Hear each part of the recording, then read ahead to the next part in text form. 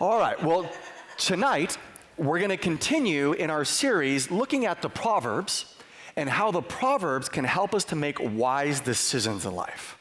Tonight, we're going to be talking about marriage and looking at a little bit of what the Proverbs have to say about conflict resolution, all right? So I know you guys have never had any conflict in your marriages, but tonight we're going to talk about conflict resolution. Because most of us in this room are either married right now or will be married someday. And if you're not married yet, I want to encourage you, it's never too early to start getting ready for marriage, because marriage is the Super Bowl of the Christian life.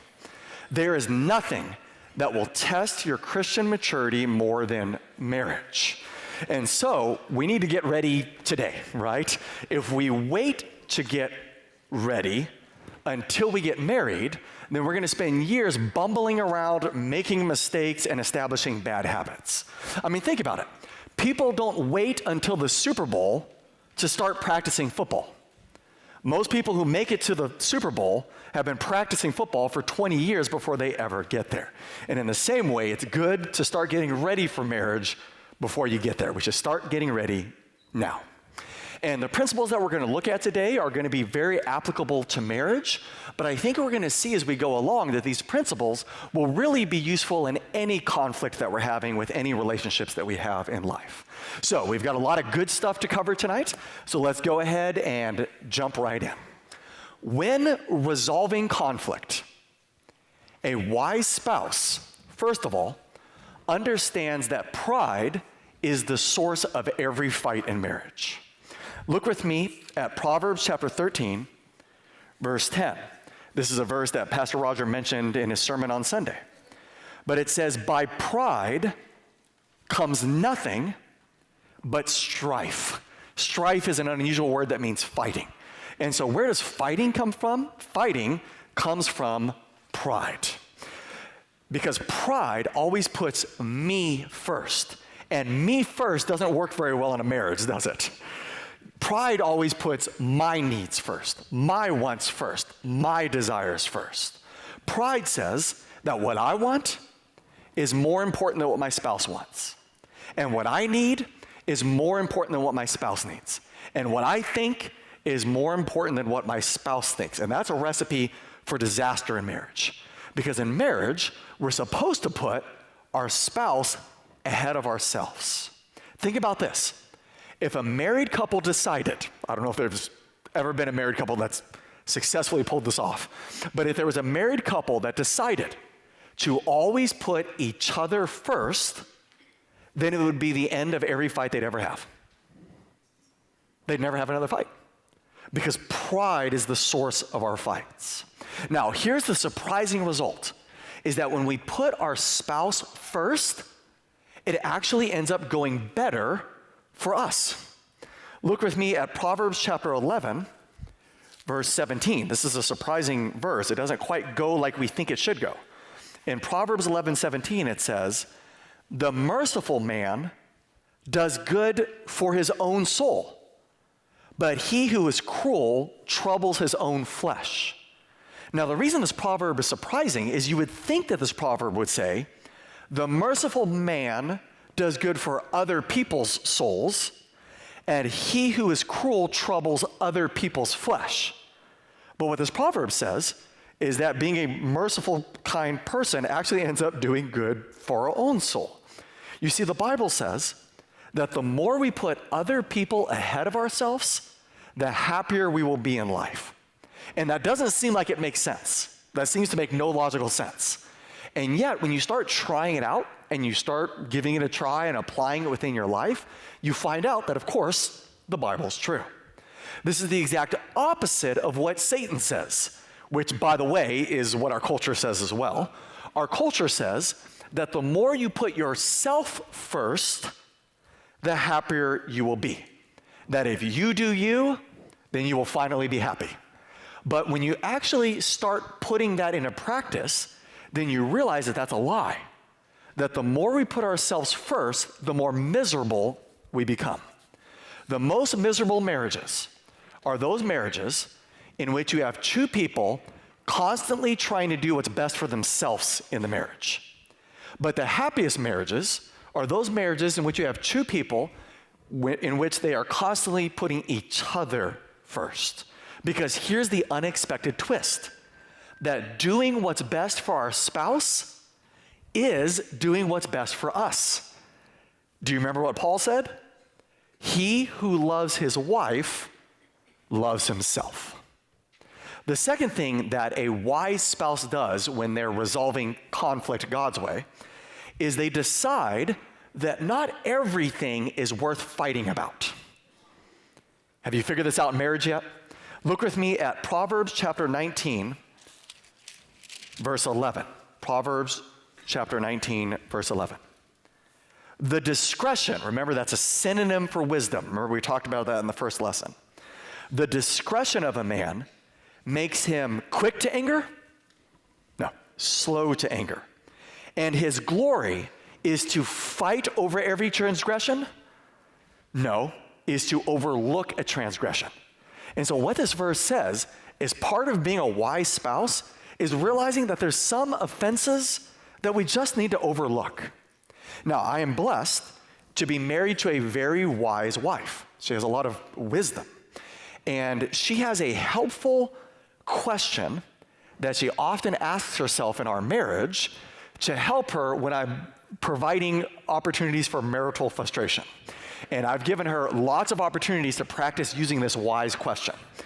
And here's the question.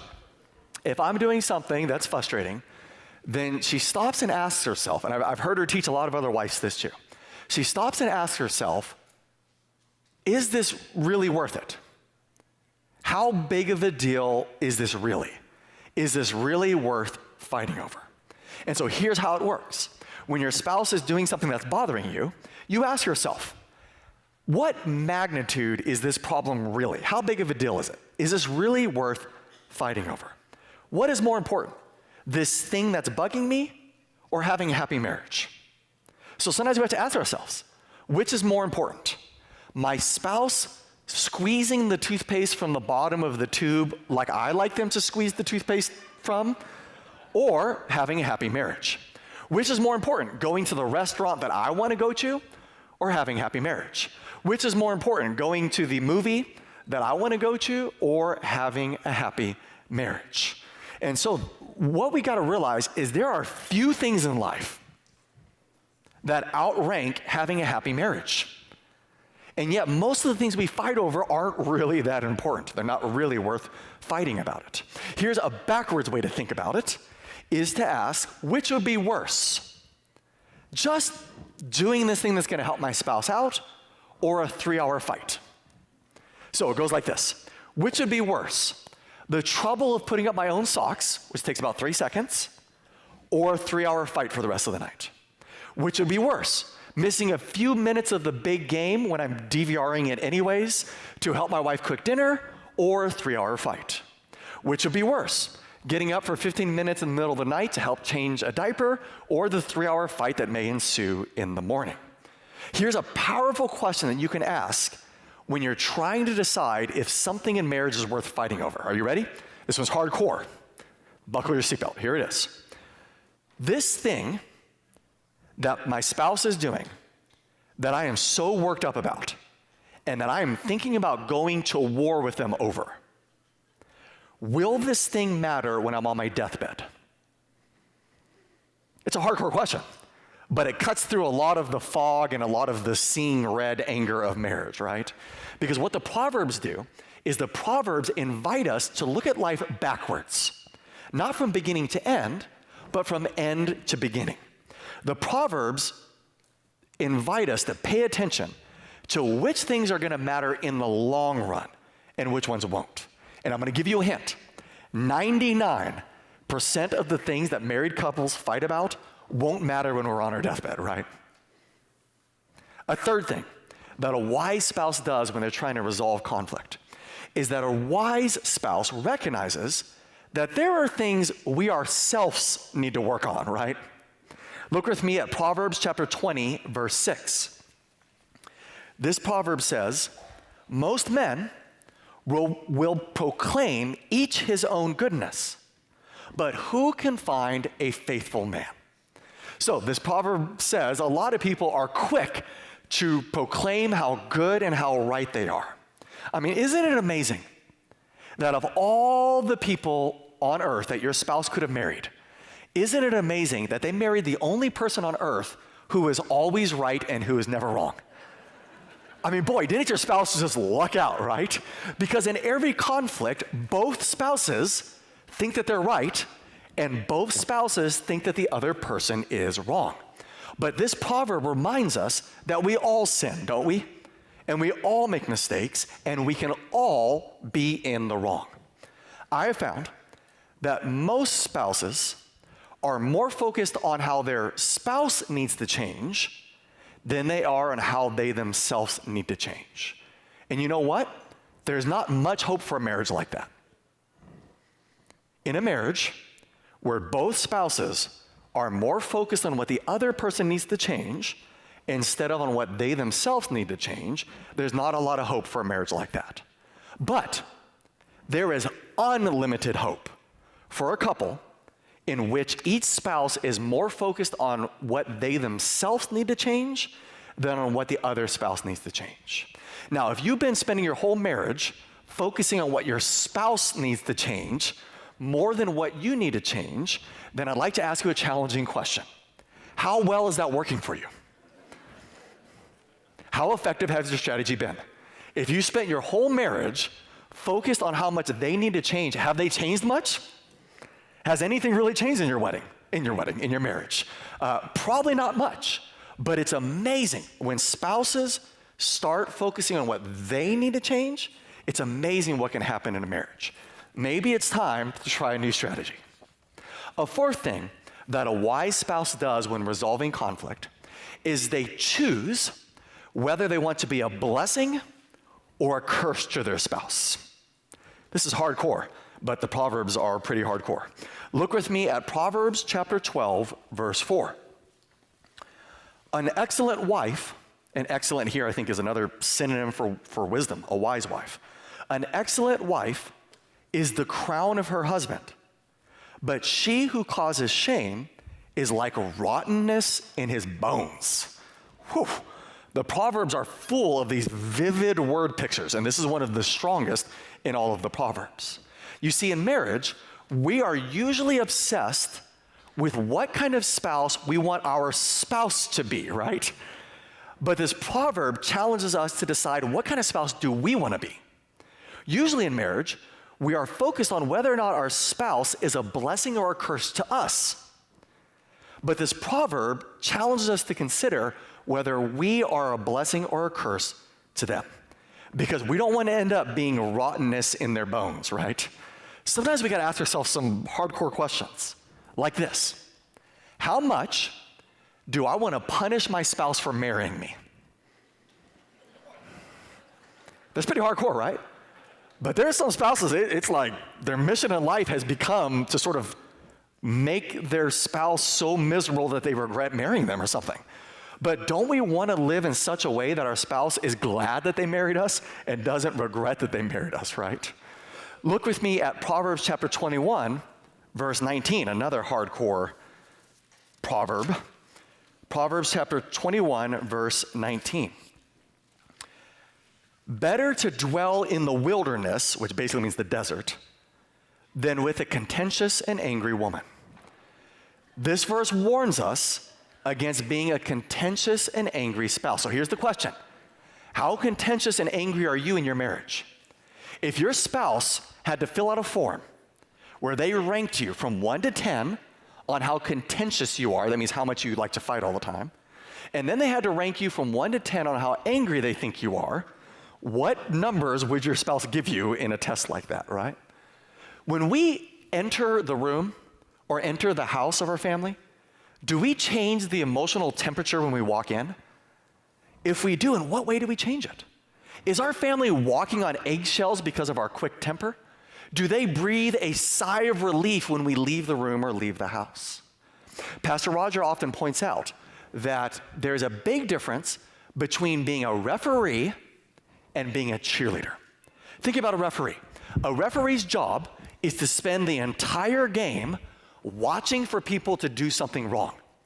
And they spend the entire game with the whistle in their mouth, looking for the smallest infraction. And the second they spot it,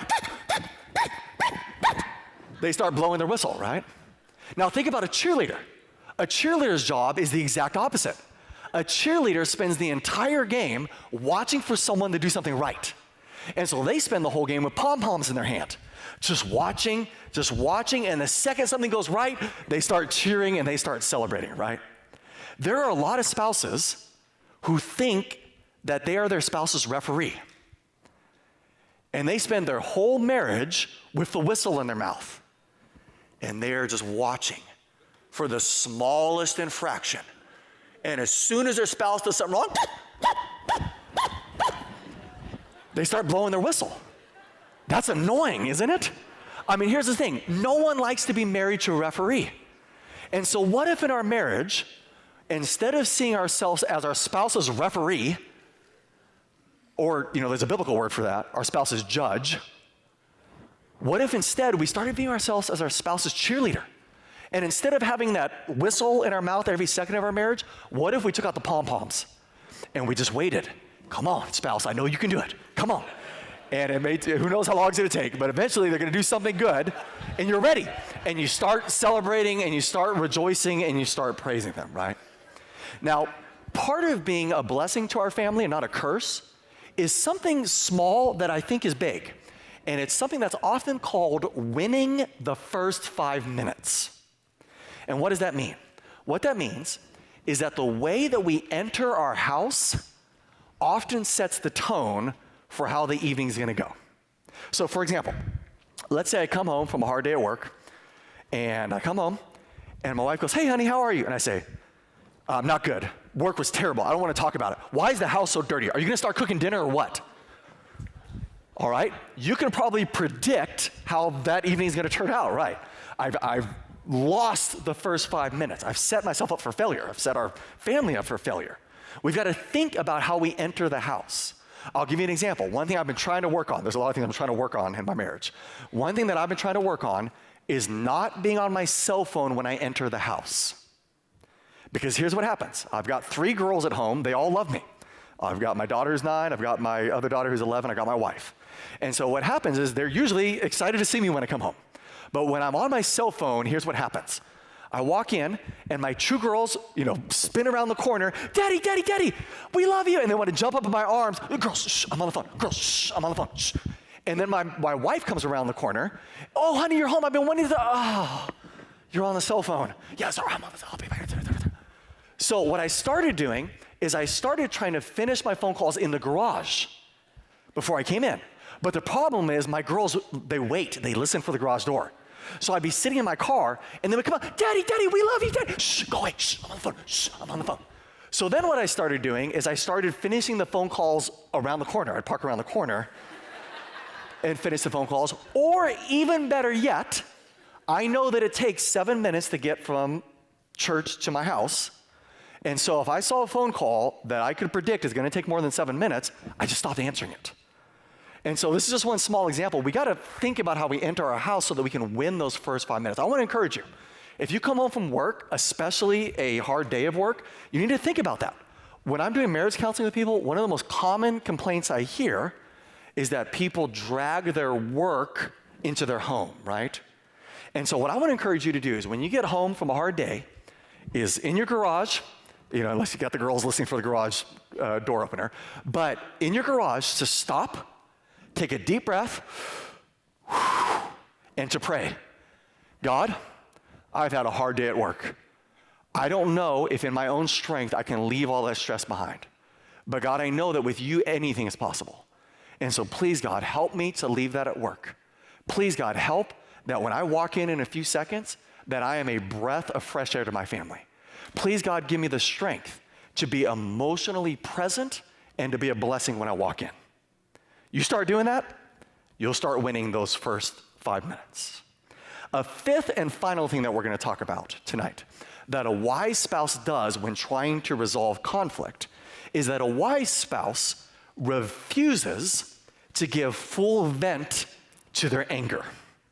Look with me in Proverbs chapter 29, verse 11. This one hurts. Proverbs chapter 29, verse 11. A fool vents all his feelings, but a wise man holds them back. Many couples try to resolve conflict by giving full vent to their anger. And they think that if they can both just open the floodgates and spew hellfire on each other for 3 hours, that somehow that's going to resolve conflict, right? But this verse says that that's a foolish way to try to resolve conflict. What I want to do for the rest of the sermon is I want to give you some tips on better ways to resolve conflict than just giving full vent to our anger. The first tip is this, that anger is no excuse for sin. Look with me at Psalms. Look with me at Psalm 4, verse 4. Psalm 4, verse 4. It says, "Be angry and do not sin." This verse is a reminder that just because we're angry, that doesn't give us an excuse to sin. Just because we're angry, it doesn't give us an excuse to say whatever wicked thing pops into our heart, right? Sometimes spouses say to their spouse, "Well, I guess I'm sorry, but I wouldn't have said that thing if you hadn't made me so mad." But that's no excuse. Just because we're mad doesn't mean we're not responsible to God for what we do. Even if we're mad, we still have to control ourselves. It's not like that just because we got mad for a few minutes, that all of a sudden we stopped being a Christian. It's not like we paused being a follower of Christ just because we got mad, right? And so we've got to remember, anger is no excuse to sin. Here's another tip. The most important scoreboard in marriage is not how many fights you have, it's how many fights you leave unresolved. Let me show you what I'm talking about. I think I have a little math equation up here on the screen. Let's say that the average couple has 5 conflicts a day. Those might be tiny conflicts, they might be medium-sized, they might be big. I don't know if I'm shooting high or low for everybody's marriage, but let's just say that the average couple has 5 conflicts a day. And let's say that the average couple, I may be being a little generous here, but let's say that the average couple resolves 2 of those conflicts a day, that they resolve 2 out of the 5 conflicts each day. What that means is that they left 3 unresolved conflicts at the end of the day. Over the course of a year, that's 1,095 unresolved conflicts. Over the course of a decade, that's 10,950 unresolved conflicts. That right there is what kills most marriages. Not one big conflict, but 10,000 little unresolved conflicts. We've got to make sure that we're not leaving unresolved conflicts. And that might mean that we have to stay up and fight it out, right? Remember that the Bible says, do not let the sun go down on your anger. Another tip on resolving conflict in marriage is that the approach you use to initiate a fight influences the likelihood of that fight ending well. So here's a small change that can make a big difference in your marriage. Are you ready? I feel is better than you are. This is a simple idea that could prevent a lot of conflict from happening even before it starts. And this is an idea I learned from Stan and Jane Brewer when Faith and I were going through premarital counseling 15 years ago before our wedding. And it's a technique that I've been teaching couples ever since. And here's the idea, that when there is some conflict in your marriage that you want to discuss with your spouse, that you should begin that conversation with an I feel sentence instead of a you are sentence. So what am I talking about? Let me give you an example. Let's say you're upset because you feel like your husband is working too much. And you've been stewing on this for a long time. And you've just been getting angrier and angrier the more you think about it. And so finally one day, you decide, this is it. We're gonna have a showdown about this. Because you've come to the conclusion, without talking to him, that the reason he is working so much must be because he doesn't like being home and he's trying to avoid you and the kids. And so finally you decide, I'm gonna let him have it. Today I'm gonna give him a piece of my mind. So you're stalking back and forth in front of the door all day, waiting like a caged tiger for him to come home. And the second he comes home, you pounce. And guns blazing, you unleash a you are sentence like this. You're working so much because you don't wanna be around me and the kids. Okay. The way you just started that conversation is going to affect the likelihood of it ending well, right? You just drastically lowered the chances that that conversation is going to go well. Did you hear the you are in that sentence? Instead, if you want to have a conversation with your spouse about that, instead of using a you are, you should use an I feel sentence like this. Honey, can we please talk about something? Lately, I feel like you've been working so much. And I know this might sound a little crazy, but I've been wondering if it's because you're trying to avoid me. Is this something we could talk about? Okay. Now, that could go bad, but you have greatly increased the chances of it not going bad. Can you feel the difference between a you are sentence and an I feel sentence? The first reason that an I feel sentence is better than a you are sentence is because you are is inflammatory. Remember last week we talked about that when we're in conflict, we have to decide what we are doing with our words. That if we have a conflict burning, are we throwing verbal water on the conflict or are we throwing verbal gasoline on the conflict? And you are statements are aggressive, attacking, offensive, gasoline kind of statements. The second reason that I feel is better than you are is because you don't know that the you are is true. You don't know that. All you know is that what you are feeling is true. Is it possible that the reason your husband is working so much is because they're trying to avoid you? It's possible. Do you know that for sure without talking to them? No, you don't. All you know at that point is that your feelings are real, and so that's where you should start. What happens is when you start that kind of conflict with a you are attack sentence, you are setting yourself up to be wrong. I mean, imagine you're waiting for him to come home. Oh, you're waiting. And he walks in, you're working so much because you don't like being around me and the kids. And then imagine that he says, oh, honey, I know that I've been working so much. Let me explain. I was trying to keep this a secret because I wanted it to be a surprise, but our 30th anniversary is coming up, and the reason I've been working so many extra hours is because I was wanting to buy you a new BMW for our anniversary. Ouch, right? And so you got to be careful. You know, when you lead with your chin and go, you are, you're setting yourself up. Whoa, okay, I was wrong. You aren't. And so that's why we should start with an I feel sentence. Now, I'm not saying that using I feel instead of you are is some magic silver bullet that will make all your marital conflicts go away. But I do think that the way you start a fight influences how well that fight goes.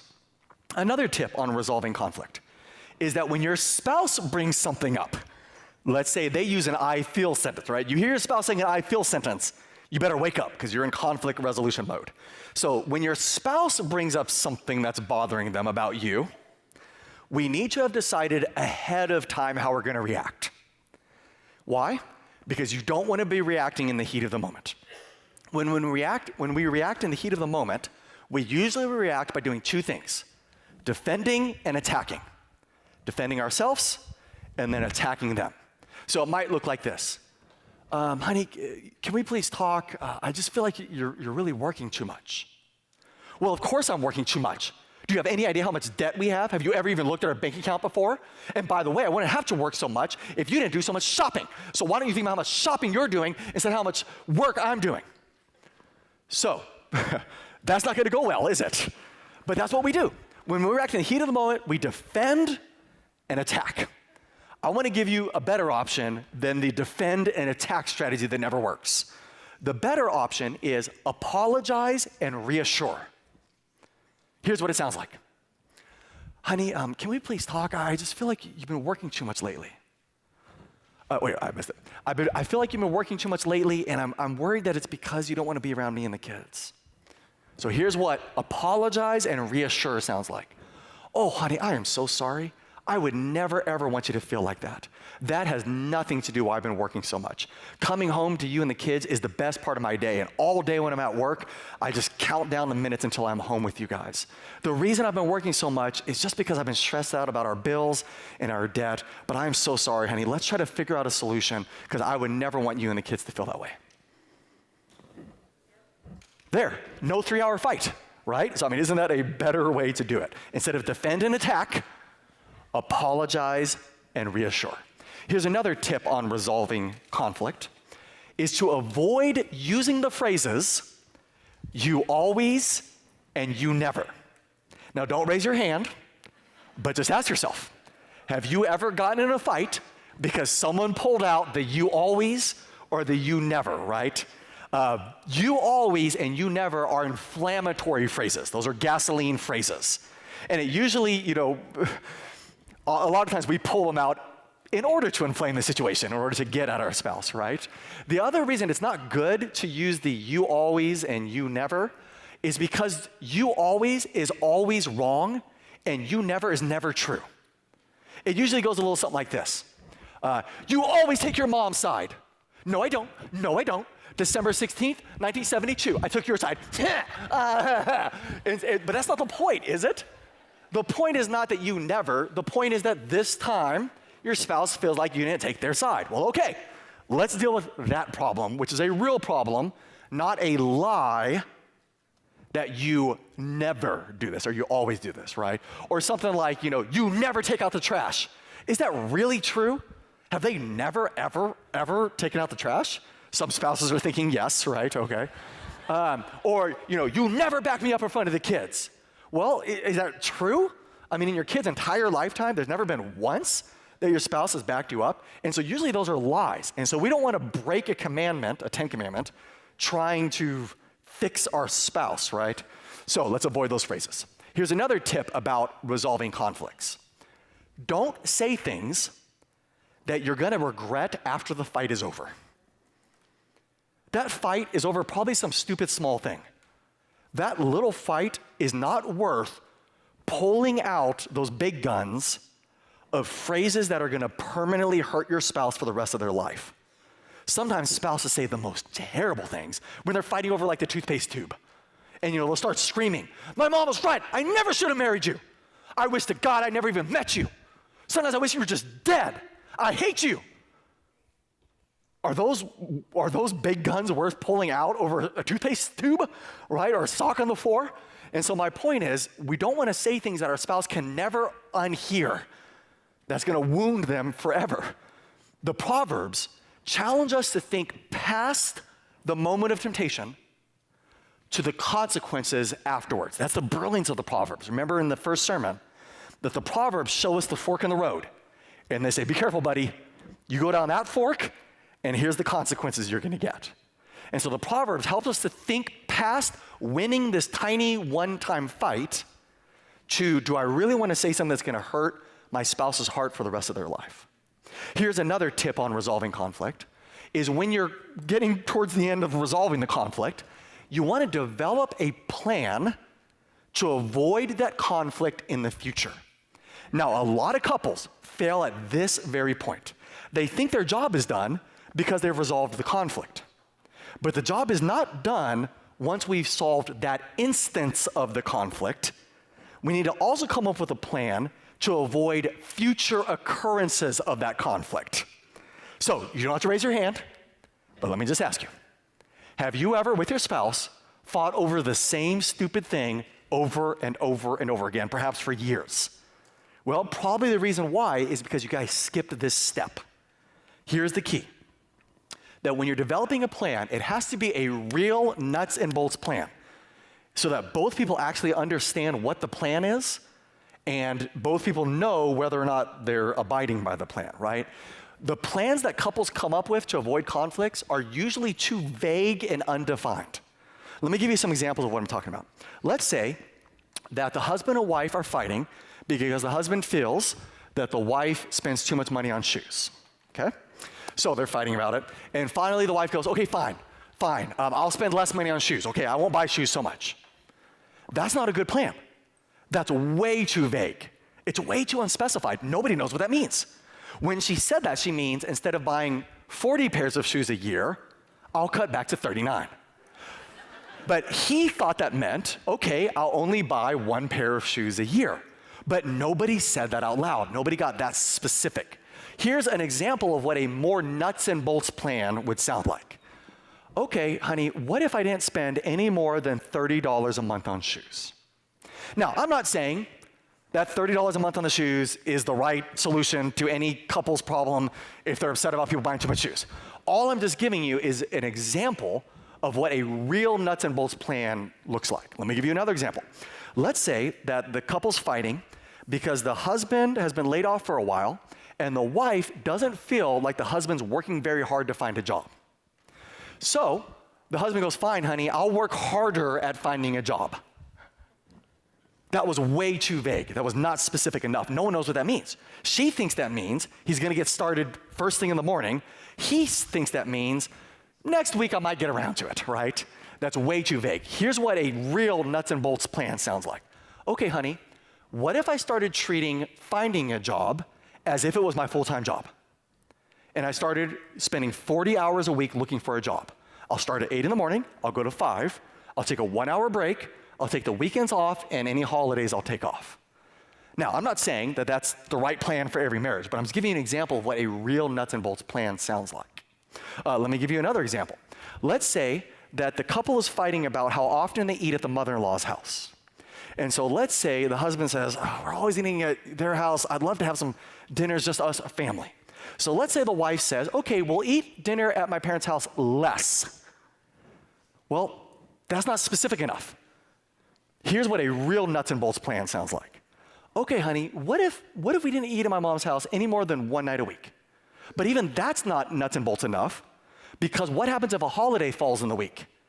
If Thanksgiving falls in that week, does that Thanksgiving count as the one night a week, or in that case, would it be 2 nights a week?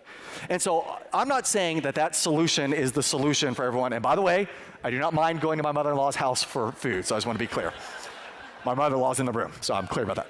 But my point is just, I want to give you examples of what nuts and bolts plans, real plans sound like. Those plans, we know what they mean, and we know if we're abiding by them. Okay, so in conclusion tonight, so far we've been talking about resolving conflict with our spouse. But the most important conflict of all that we need to get solved is the conflict between us and God. And there is only one way to solve that conflict, to believe in Jesus. Because Jesus died to end the conflict, to resolve the conflict between us and God. Jesus died to take away the sin that was causing the fight. And once we have that conflict solved, then we can really begin to work on solving conflict with other people in our life, including with our spouse. So tonight, let's start working towards resolving conflict with wisdom and being a spouse who resolves conflict the wise way. Let me pray for us. Our Father in heaven, I thank you for my wise wife, Lord, who is so good at resolving conflict and makes me so glad that I married her. God, I pray for myself that, Lord, you will help me to become better and better at resolving conflict within my own marriage. And God, I pray for all of us, Lord, that we will take whatever steps we need to become more wise in resolving conflict. In Jesus' name we pray. Amen.